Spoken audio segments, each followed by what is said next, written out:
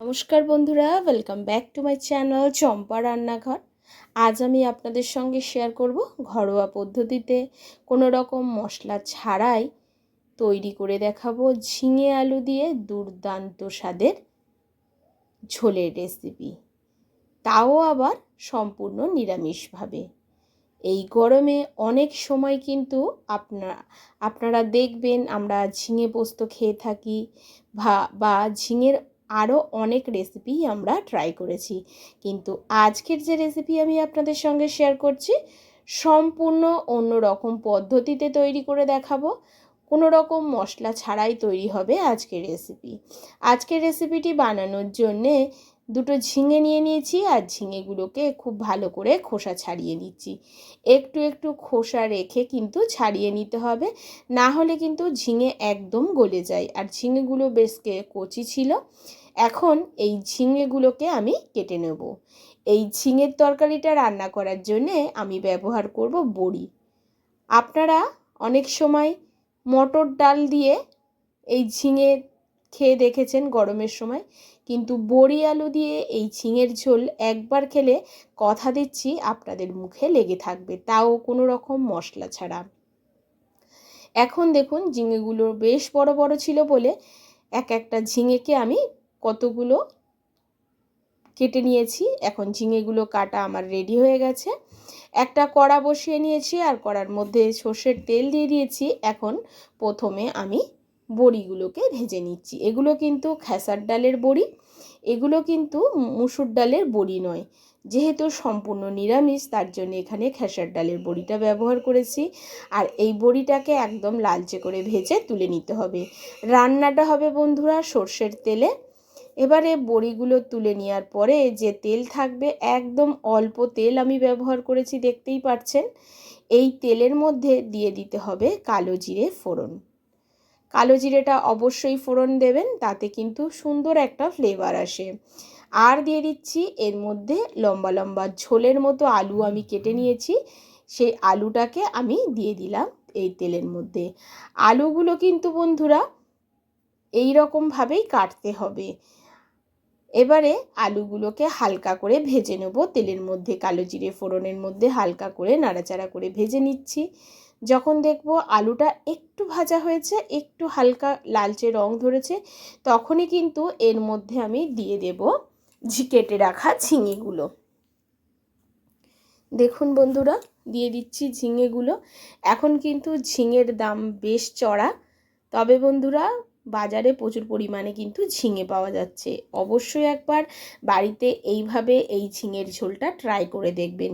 গরমে জাস্ট খেতে অসাধারণ লাগে, আর মুখের স্বাদও ফিরবে। এখন দেখুন খুব ভালো করে নাড়াচাড়া করে আমি আলু আর ঝিঙেটাকে ভেজে নিচ্ছি। এখন কিন্তু কোনো রকম লবণ বা হলুদ ব্যবহার করছি না। দিয়ে দিচ্ছি 1 ইঞ্চি আদা বাটা। আপনাদের কাছে যদি বাটার কোনো অপশান না থাকে, আপনারা আদাটাকে কিন্তু গ্রেট করে দিতে পারেন। আর দিয়ে দিচ্ছি এখানে টমেটো কুচি। এর থেকে বেশি কোনো মশলা এর মধ্যে ব্যবহার করব না বন্ধুরা, আপনারা দেখতে থাকুন। এবারে দেখুন খুব ভালো করে আদা আর টমেটোর মধ্যে আমি ঝিঙে আলুটাকে নাড়াচাড়া করে ভেজে নিচ্ছি। এবারে এর মধ্যে দিয়ে দেব পরিমাণ মতো লবণ, আর দিয়ে দিচ্ছি হলুদ গুঁড়ো। এবারে লবণটা দিয়ে ঝিঙে আলুটাকে নাড়াচাড়া করতে করতেই কিন্তু ঝিঙে থেকে জল বেরোবে। এবারে দিয়ে দিলাম কালারের জন্য একটু কাশ্মীরি লঙ্কার গুঁড়ো, তবে আপনাদের অপছন্দ হলে শুধুমাত্র কাঁচা লঙ্কা দিয়ে রান্না করতে পারেন, তবে একটু কাশ্মীরি লঙ্কার গুঁড়োটা দিলে সুন্দর একটা কালার আসে, তার জন্য একটু কাশ্মীরি লঙ্কার গুঁড়ো দিয়ে দিলাম। এবারে খুব ভালো করে একটু নাড়াচাড়া করে এটাকে ভেজে নিচ্ছি। দেখুন সুন্দরভাবে কষে গেছে, আর ঝিঙেগুলো একদম নরম হয়ে গেছে, মজে গেছে, আপনারা দেখতেই পাচ্ছেন। এখন এর মধ্যে দিয়ে দেব পরিমাণ মতো জল। লবণটা দিতেই কিন্তু ঝিঙেগুলো বেশ মজে গেল। এবারে এটা একদম গা মাখো মাখো করব, তার জন্যে এই পরিমাণ আমি জল দিয়েছি। আপনারা যদি একটু বেশি ঝোল রাখেন, সেক্ষেত্রে একটু বেশি পরিমাণে জল দিয়ে দেবেন। খুব ভালো করে আমি মিশিয়ে দিচ্ছি বন্ধুরা। শুধুমাত্র আদা বাটা আর টমেটোই আমি এর মধ্যে ব্যবহার করেছি। এখন এর মধ্যে দিয়ে দেব 3 থেকে 4টে চেরা কাঁচা লঙ্কা, যেহেতু বাচ্চা খাবে আর কাঁচা লঙ্কাগুলো বেশ ঝাল। এখন ঢাকা দিয়ে 10 মিনিট হতে দেবো। 10 মিনিট ততক্ষণ ওদিকে তরকারিটা হোক, এদিকে একটা মশলা বানিয়ে নিচ্ছি। হাফ চামচ গোটা জিরা আর একটা শুকনো লঙ্কাকে শুকনো খোলায় টেলে নেব, মানে ভেজে নেব। এটাই কিন্তু একটা এমন মশলা যেটা তরকারিতে দিলে কোনো রকম মশলা ছাড়াই শুধুমাত্র এই জিরে আর এই শুকনো লঙ্কা ভাজাটার গুঁড়োটাই ব্যবহার করলেই কিন্তু স্বাদ, গন্ধ, বর্ণ চেঞ্জ হয়ে যায়। দেখুন জিরের কালারটা চেঞ্জ হয়ে গেছে, এবার এটাকে তুলে নেব। আর এদিকে ঝোলটাকেও দেখে নেব, ঝোলটা বেশ সুন্দরভাবে ফুটে উঠেছে। আর একটু দেখে নিচ্ছি আলুটাও বেশ সুন্দরভাবে কিন্তু সেদ্ধ হয়ে গেছে। একটা দুটো আলু একটু ভেঙে দেবো, তাতে ঝোলটা একটু ঘন হবে, যেহেতু কোনো রকম মশলা এখানে ব্যবহার করিনি। এবারে এর মধ্যে আমি দিয়ে দেবো আগে থেকে ভেজে রাখা বড়িগুলো। বড়িগুলো গোটা গোটাই দেবো, কোনো রকম ভেঙে দেবো না বড়িগুলো। এবারে বড়িটা দিয়ে একটু নাড়াচাড়া করে নিচ্ছি। নেওয়ার পরে বন্ধুরা এটাকে হাই ফ্লেমে ফুটতে দেবো। হাই ফ্লেমে যখন ফুটতে শুরু করবে তখন এর মধ্যে দিয়ে দেবো ওই ভেজে রাখা জিরে আর শুকনো লঙ্কা ভাজাটা, ওটাকে গুঁড়ো করে নিয়েছি, ওই গুঁড়োটাই ব্যবহার করলাম ঝোলের মধ্যে। এবারে একটুখানি ফুটতে দেবো। ভাজা জিরের গুঁড়োটা ব্যবহার করার পর কিন্তু ঝোলটাকে একটু হাই ফ্লেমে ফুটতে দিতে হবে।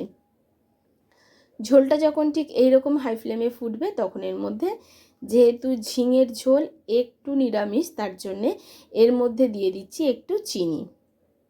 একটু মিষ্টি মিষ্টি খেতে লাগবে, খেতে বেশ ভালো লাগবে। আপনারা ভাত, রুটি, পরোটা সব কিছুর সঙ্গে এই ঝোলটা খেতে পারবেন। এতটাই সুস্বাদু হয় বন্ধুরা, আপনারা বাড়িতে একবার না বানালে বুঝতে পারবেন না এই মশলা ছাড়া এই ঝিঙে আলুর ঝোলের যে স্বাদ।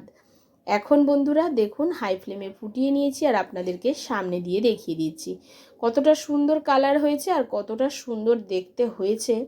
তরকারিটা আপনারা বাড়িতে একবার বানান, তারপরে আমাকে কমেন্ট করে জানাবেন শুধুমাত্র ঝিঙে আর আলু বড়ি দিয়ে এত সুন্দর একটা সুস্বাদু রান্না তৈরি করা যায়। আপনারা না মানে করলে বুঝতে পারবেন না।